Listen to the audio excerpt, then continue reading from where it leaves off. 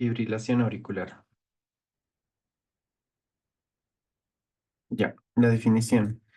La fibrilación auricular es una arritmia supraventricular caracterizado por un patrón electrocardiográfico con una sucesión continua de ondas irregulares, ondas auriculares que obedecen a diferentes mecanismos y a diferentes causas. La respuesta ventricular en la fibrilación auricular depende de las características electrofisiológicas en el nodo auriculoventricular, la presencia de vías accesorias, el tono simpático, el tono parasimpático, el tono vagal y la acción de diferentes drogas o marcapasos. La fibrilación auricular presenta actualmente un incremento en su prevalencia. También esto se puede atribuir a su mayor búsqueda, ya que actualmente la pesquisa en la fibrilación auricular silente y la fibrilación asintomática se está incrementando. También el incremento de la edad, el envejecimiento y el incremento de las comorbilidades que se asocian con la etiología de la fibrilación auricular han desarrollado que la fibrilación auricular se incremente tanto en la prevalencia y en la asociación como otros factores de riesgo cardiovascular. También la fibrilación auricular presenta algunos efectos como la disminución en la contracción mecánica de las aurículas por la irregularidad en la contracción y el incremento en la frecuencia cardíaca, provocando los síntomas. En relación a la epidemiología, si bien es más frecuente en varones, con la edad también se va incrementando la prevalencia en las mujeres, pero las mujeres característicamente sí tienen episodios más sintomáticos de fibrilación auricular. La fibrilación auricular es la arritmia más frecuente. Se calcula que es 1 a 2% en la población mundial y con la tendencia al incremento. Y además que tiene un impacto importante porque el paciente que presenta fibrilación auricular tiene 5 veces mayor riesgo de accidente cerebrovascular, 3 a 4 veces mayor riesgo de desarrollar insuficiencia cardíaca, 3 veces más de riesgo de generar una internación hospitalaria y 2 veces más de fallecimiento. También un incremento en el deterioro de la clase funcional, la calidad de vida y en el deterioro cognitivo.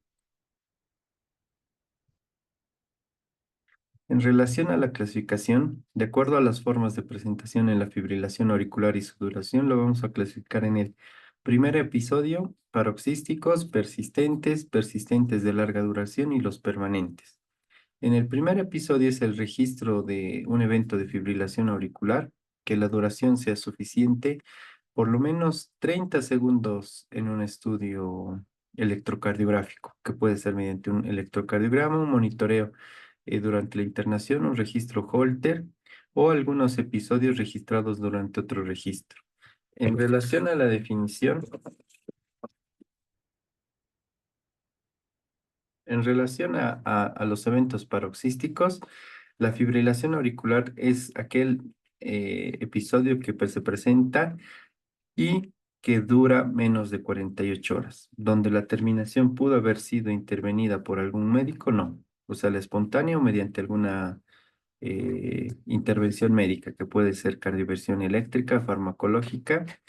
La fibrilación persistente es después de un episodio donde se presenta la duración más de 48 horas, llegando hasta los 7 días. De la misma manera, la terminación puede ser espontánea, sin intervención médica o mediante un tratamiento médico. La persistente de larga duración es aquel que dura más de 7 días, pero menos de 12 meses. Generalmente esta puede llegar a terminar después de una intervención médica o puede progresar a la forma permanente. En la fibrilación permanente la duración va a ser de 12 meses. Generalmente las fibrilaciones permanentes son aquellas donde el paciente, el médico o la enfermedad que presenta la condición médica genera que la fibrilación auricular sea de difícil cambio de ritmo o que ya el paciente asuma que está por vivir con con esta ritmo. También se puede clasificar a la fibrilación auricular de acuerdo al riesgo de eventos tromboembólicos. Esta última clasificación ya no es tomada en cuenta en las últimas guías de fibrilación auricular, pero sí se la considera en esta presentación por, por el histórico riesgo embólico que presenta la valvulopatía mitral reumática. Y también esto para diferenciar, nos ayuda a diferenciar que el tratamiento anticoagulante con vitamina K y con acción directa también tiene un parámetro relacionado con esta clasificación. Vamos a clasificar en fibrilación auricular valvular y no valvular. La fibrilación auricular valvular está relacionada con estenosis mitral moderada a severa de etiología reumática. También se considera una fibrilación auricular valvular a las prótesis valvulares mecánicas o las pastillas valvulares. Recordando que este grupo, donde hay una estenosis mitral reumática moderada severa, prótesis valvular, son los que necesitan anticoagulación con antivitamínicos K, como la warfarin. Este grupo no se beneficia de anticoagulantes de acción directa.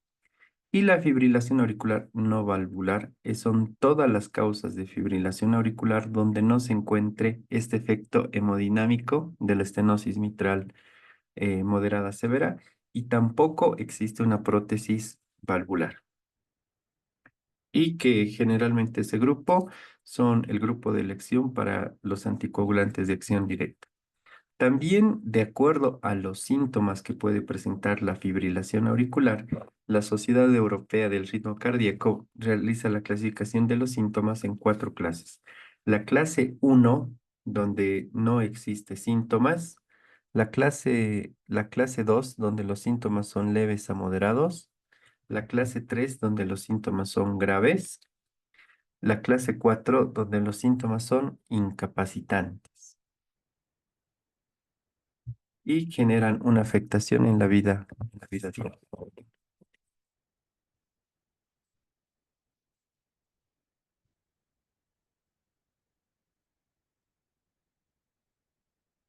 En relación a la etiología, también recordemos que existe una predisposición genética, que esto se va a presentar especialmente en la edad avanzada.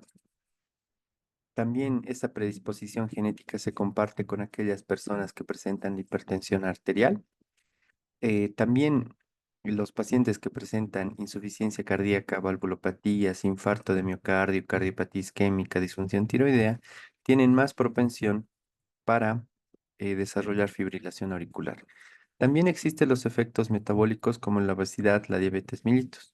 Las personas que presentan miocardiopatías, tanto las primarias como las secundarias, miocardiopatía hipertrófica, miocardiopatía dilatada, restrictiva. También es importante que la fibrilación auricular es una de las principales causas de taquimiocardiopatía. Es muy frecuente en enfermedades pulmonares, especialmente el EPOC. La apnea obstructiva del sueño, la enfermedad renal crónica, pacientes con microalbuminuria, tabaquismo, consumo de alcohol, ejercicio intenso habitual, especialmente en deportistas de alto entrenamiento en edad avanzada, se ha visto un mayor riesgo de desarrollo de fibrilación auricular.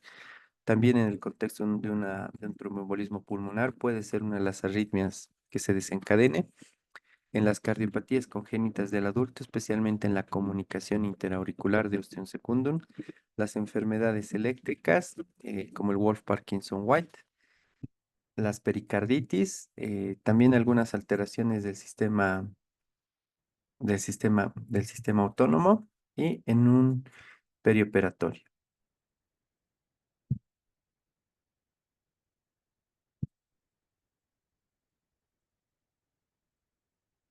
Ya, entonces continuamos con relación a, también en lo posible se debe,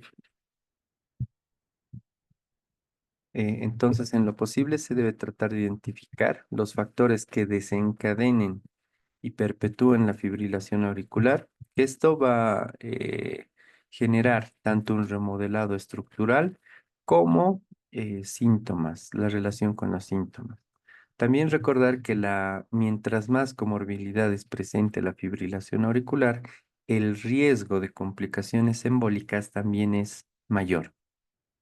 Entonces, en relación a estos factores, no solo se conoce como factores causales, sino como factores que empeoran el pronóstico de estos pacientes. Entonces, una vez que se realice el diagnóstico de esta enfermedad, también es importante tratar aquellas enfermedades coexistentes para mejorar el pronóstico en el paciente. En algunos casos, la fibrilación auricular puede estar antecedida por otro tipo de arritmias. Es muy frecuente que pacientes que presentan extrasistolia supraventricular frecuente, posteriormente van a presentar episodios de fibrilación auricular. También pacientes que presentan taquicardia auricular, desequilibrios en el tono autonómico, aumento en la tensión de las paredes auriculares, la hipoxia, isquemia, desequilibrios hidroelectrolíticos o tóxicos, desencadenen la fibrilación auricular. Entonces, como se ve acá, los factores de riesgo en la fibrilación auricular, tanto la edad, factores genéticos, la etnia, el sexo masculino, se relaciona con enfermedad coronaria, enfermedad vascular, cirugías, inactividad física, dislipidemias, consumo de alcohol, fumar, obesidad, apnea obstructiva del sueño, EPOC, enfermedades inflamatorias, enfermedades renales, la diabetes y la prediabetes, hipertensión, enfermedad valvular, la insuficiencia cardíaca. En relación al diagnóstico, durante la anamnesis, como se vio en la clasificación de la ERA, la fibrilación puede ser desde un curso asintomático o tener una presentación clínica muy marcada. Entonces, durante la amnesis se debe tratar de buscar las comorbilidades más frecuentes relacionadas con esta enfermedad y los síntomas que presenta. Generalmente los síntomas van a ser disnea, fatiga, palpitaciones, síncope, mareos y el dolor torácico. También es importante ver que la fibrilación auricular, los síntomas pueden depender de la frecuencia, o sea, de la respuesta ventricular media, de la enfermedad cardíaca subyacente y de la repercusión hemodinámica, pudiendo ver en la clasificación de la era número 4 que puede llegar incluso al edema agudo de pulmón, una fibrilación auricular. En relación al examen físico, se deben buscar evaluación general, datos de obesidad, sobrepeso, alteraciones o datos sugerentes de disfunción tiroidea, la piel terrácea generalmente en pacientes renales, la cantosis nigricans como un dato indirecto de resistencia a la insulina, palidez, cianosis y diaforesis. En el examen cardiovascular se debe buscar datos de insuficiencia cardíaca, datos de inestabilidad hemodinámica, si es el paciente que acude a emergencias, eh, evaluación de ahí si hay un edema pulmonar. En el examen físico es característico que el pulso sea irregular, de intensidad variable, y que en la exploración del pulso venoso yugular existe una ausencia de la onda A. También es importante buscar datos de trombosis venosa profunda, ya que la presentación con el TEP es relativamente frecuente. Y en el área pulmonar se debe buscar la presencia de soplos, datos de hipertensión pulmonar, como el complejo pulmonar de Chávez, y la intensidad variable de los ruidos cardíacos de manera irregular. En la auscultación cardíaca, la intensidad variable, los ruidos cardíacos irregulares, y también se debe buscar soplos y el frote pericárdico. En relación a la inestabilidad hemodinámica, cuando se hace el primer abordaje de un paciente que llega a emergencias con fibrilación auricular, la evaluación de la inestabilidad hemodinámica es muy importante incluso para definir el tratamiento de manera aguda. Si existe un descenso de más de 30 milímetros de mercurio en la presión sistólica o la presión arterial media es menos de 60, o existe algunos datos de disfunción orgánica como angina, insuficiencia cardíaca, compromiso en la perfusión periférica, deterioro en la función renal, en el nivel de conciencia o acidosis láctica, ese paciente está inestable hemodinámicamente. En relación a los exámenes complementarios, los exámenes deben realizarse de una manera amplia, buscando todas las comorbilidades posibles, función renal, glicemia, tiroidea, electrolitos y de acuerdo al perfil que presente el paciente para tener un panorama general, global de este tipo de pacientes. También en el contexto agudo se puede solicitar ante la sospecha de un tromboembolismo pulmonar un dímero D, ante la sospecha de cardiopatía isquémica, enzimas de lesión miocárdica como la troponina. eh, en el caso de fibrilación de respuesta lenta, una intoxicación por digoxina, se puede pedir la goticoxinemia y en la insuficiencia cardíaca un marcador clínico puede ser el péptido natriurético. El electrocardiograma suele ser el diagnóstico inicial del paciente con fibrilación auricular. Este nos confirma el diagnóstico. Generalmente se presenta por ausencia de ondas P y a intervalo RR irregular. Las ondas P, puede haber ondas P, pero son pequeñas, de distinta morfología entre cada uno y generalmente la frecuencia auricular puede llegar incluso de 300 a 600 latidos por minuto. También el electrocardiograma nos puede aportar otros datos como la presencia de infarto agudo de miocardio, datos de hipertrofia ventricular izquierdo, presencia de bloqueos de rama derecha como izquierda, datos de preexcitación, algunos datos sugerentes de miocardiopatía. Y en lo posible buscar un electrocardiograma previo para ver si la alteración ha sido reciente o el paciente ya presentaba una fibrilación auricular, tratando de que el paciente conozca cuándo ha sido el primer episodio de fibrilación auricular, porque como vimos, la fibrilación auricular no debuta generalmente con un episodio único. Puede que el paciente ya presente episodios previos y que después ya presente una forma persistente o una forma de mayor duración. En la radiografía de tórax, esta nos va a ayudar a evaluar y descartar un edema agudo, datos de hipertensión arterial sistémica, datos de hipertensión pulmonar, crecimiento de las cavidades, un derrame pleural o un derrame pericárdico. En relación al electrocardiograma, como se ve acá, se busca la ausencia de las ondas P y intervalos RR irregulares. También se debe recordar que la fibrilación auricular puede presentarse con una frecuencia ventricular media elevada o con una frecuencia media ventricular controlada o una frecuencia ventricular media baja. La fibrilación auricular no es exclusivamente rápida. La fibrilación auricular, dependiendo del tipo de caso, puede ser lenta, controlada o rápida. En los exámenes complementarios, en pacientes donde se busque fibrilación auricular silente o en aquel paciente que acude por palpitaciones, pero el electrocardiograma inicial sale normal, se puede solicitar estudios de registro electrocardiográfico de mayor duración, como el estudio Holter, para una evaluación de arritmias para evaluación de arritmias y búsqueda de fibrilación auricular. En relación a los estudios de la ecocardiografía en sus dos modalidades de transtorácica y transesofágica son muy útiles para la evaluación en la fibrilación auricular.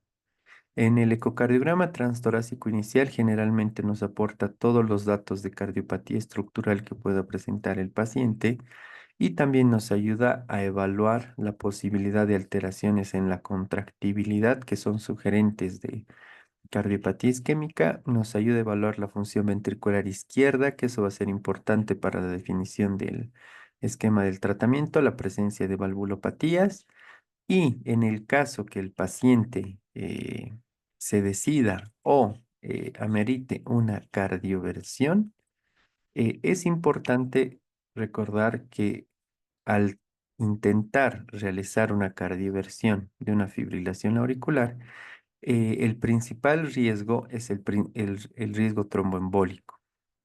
Y este trombo generalmente se aísla en la orejuela izquierda, que está de manera inicial en el transtorácico, puede ser evaluado, pero la mayor parte de las veces no se va a visualizar de manera completa. Entonces, la ecocardiografía transesofágica se utiliza en los pacientes con fibrilación auricular para descartar presencia de trombos en orejuela. Y también actualmente nos ayuda con la morfología de la orejuela para como predictor de eventos tromboembólicos. También, de acuerdo a las velocidades de llenados de la orejuela, puede ser un predictor mayor de un riesgo embólico. Y también la solicitud de otros estudios depende del contexto clínico, pudiendo ser la fibrilación auricular una enfermedad que requiera demasiados exámenes complementarios. En relación a los diagnósticos diferenciales con otras arritmias cardíacas frecuentes, puede ser la taquicardia auricular multifocal, monofocal, la fibrilación, el aleteo auricular o flatter auricular, que generalmente incluso en algún momento se denomina el fibrilofláter cuando existe un aleteo de conducción ave variable, la taquicardia sinusal, taquicardia por reentrada auriculoventricular, la ortodrómica y la antidrómica, y la taquicardia por reentrada intranodal. También la taquicardia ventricular, que presenta una reentrada auriculoventricular antidrómica, y extrasístoles supraventriculares frecuentes.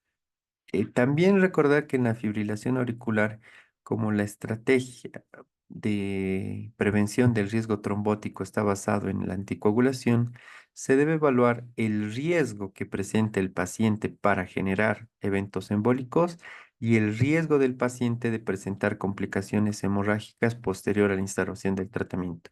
Entonces, se recomienda que el paciente se realice una evaluación del riesgo tromboembólico mediante la clasificación del CHA2-VASc o el ATRIA y el riesgo de sangrado mediante el Hasbled o el hemorrhage. También se puede evaluar el riesgo cardiovascular mediante la escala MACE y se debe tratar de acuerdo a los enfoques de tratamiento, que es la prevención del ictus, los síntomas y control de los factores de riesgo. Entonces se debe buscar en el paciente que tenga un CHA2-VASc mayor a 2, el objetivo es anticoagulación, el control de síntomas y el control de los factores de riesgo. Los pacientes que presentan un CHA2-VASc de 2, generalmente el control de factores de riesgo suele ser suficiente y controles periódicos. Los que tengan más de 2 son beneficiosos de anticoagulación. En relación a la anticoagulación, como vamos a ver más adelante, tenemos las dos estrategias, que es los anticoagulantes de acción directa y los antivitamina K. De acuerdo a los síntomas, también el paciente puede requerir un tratamiento farmacológico o incluso llegar a procedimientos como la cardioversión eléctrica, la ablación, estudios electrofisiológicos para conocer el ritmo. Y en relación a los controles, los factores de riesgo, esto debe depender de acuerdo a la adecuada evaluación clínica para conocer todo el espectro de comorbilidades que presenta el paciente.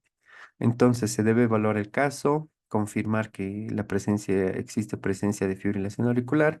En el caso de una emergencia, evaluar la inestabilidad hemodinámica, porque si existe inestabilidad hemodinámica, se puede recurrir directamente a la cardioversión eléctrica. Se debe evaluar los datos de insuficiencia cardíaca, la gravedad de los síntomas y en este caso ver si es un paciente para internación o manejo ambulatorio. Ya. En relación al tratamiento, debe estar adecuado al perfil clínico de cada paciente el tiempo del inicio de la fibrilación auricular, porque si es una fibrilación conocida de reciente inicio, el tratamiento incluso se puede realizar sin realización de muchos exámenes. Si se desconoce el tiempo de inicio, este requiere más estudios por el riesgo de trombos que ya puede tener el paciente. Los síntomas, el tipo de fibrilación auricular, de acuerdo a la clasificación del tiempo, el tamaño de la aurícula, que este suele ser un predictor de recidiva de la fibrilación auricular en aquellos pacientes que se intenta el control de ritmo, las comorbilidades. Entonces, el control de los síntomas está relacionado con el disminuir la frecuencia cardíaca, evitar que sea una frecuencia elevada o evitar o tratar de cambiar el ritmo cardíaco al ritmo sinusal. Y en relación a la anticoagulación, de acuerdo a la escala CHA2-VASc y el control de las comorbilidades. En relación al control de los síntomas, eh, la cardioversión se puede realizar mediante farmacológica o la cardioversión eléctrica. Recordando que la cardioversión farmacológica también presenta el riesgo de eventos tromboembólicos, por lo que igual se debe optar por esta opción cuando exista seguridad de que este evento ha sido un evento reciente o en el caso de que exista datos sugerentes de inestabilidad hemodinámica, entonces donde se prioriza el cambio de ritmo. También es importante ver que la fibrilación auricular genera un remodelado auricular, que esto va a generar nuevos episodios. Entonces, generalmente el control de ritmo suele ser en algunos casos parcial, o sea que el paciente logra entrar a un ritmo sinusal y después de un tiempo vuelve a entrar a una fibrilación auricular. Entonces, la estrategia es tratar de mantener al mayor tiempo al paciente en ritmo sinusal, que muchas veces se puede lograr o en algunos casos ya puede entrar nuevamente al ritmo. También en el caso, idealmente para una cardioversión farmacológica, si se desconoce el tiempo de inicio de la fibrilación auricular, optar por un ecocardiograma transesofágico para descartar trombos intracavitarios y realizar una cardioversión con mayor seguridad. Y en el caso de que no exista una respuesta con el tratamiento farmacológico o exista un cuadro agudo de inestabilidad hemodinámica, se puede generar la cardioversión eléctrica. En relación a la estrategia del control de la frecuencia óptima en el paciente con fibrilación auricular debe ser menos de 70 y bueno, y se habla que es controlada menos de 110. Eh, También, de acuerdo, se debe evaluar de acuerdo a la actividad física, al contexto clínico, algunas contraindicaciones que puede haber en este tipo de estrategia, también la disponibilidad de los medios en el medio de distintos fármacos puede ser variable. Y generalmente el tratamiento de la frecuencia puede ser de manera aguda, se realiza de manera endovenosa en la internación o en emergencias, o vía oral en los pacientes de manera ambulatoria. Por vía endovenosa se puede utilizar la digoxina en nuestro medio. Eh, en vía oral también se puede contar con la digoxina, que esta no tiene una relación con la FEBI disminuida conservada, por lo que suele ser generalmente un tratamiento ideal, exceptuando que existe una falla renal. También los antagonistas como el diltiazem y el varapamilo, que se debe evitar en la disminución, en los pacientes que tengan una función ventricular disminuida. Los betabloqueantes que se utilizan de manera muy frecuente y que generalmente tienen varios beneficios en la fibrilación auricular. También en relación al riesgo tromboembólico, se debe informar adecuadamente que la enfermedad tiene una alta carga embólica y que el tratamiento anticoagulante también conlleva un mayor riesgo. En aquellos pacientes donde el intento de mantener el ritmo sinusal de manera farmacológica y eléctrica no han sido suficientes, se puede llegar al estudio electrofisiológico para ablación de las venas pulmonares, ya sea por radiofrecuencia o crioablación, donde se busca mantener el ritmo sinusal durante más tiempo. También en algunos casos se puede realizar la ablación quirúrgica durante la cirugía cardíaca para disminuir este riesgo. Recordando que a pesar que son estrategias más avanzadas de control del ritmo, puede haber recidivas posteriormente al tratamiento, que claro, deben ser evaluadas de acuerdo al tipo de pacientes, recordando que en algunos casos la anticoagulación suele traer mayores riesgos. Por eso incluso actualmente existe otra estrategia que es la oclusión de la orejuela izquierda en aquellos pacientes donde la anticoagulación está o tiene un riesgo demasiado elevado con relación al beneficio. Entonces se puede utilizar el dispositivo Bachmann que ocluye la orejuela izquierda, disminuyendo el riesgo de presencia de coágulos en la orejuela izquierda y disminuyendo de gran manera el riesgo embólico.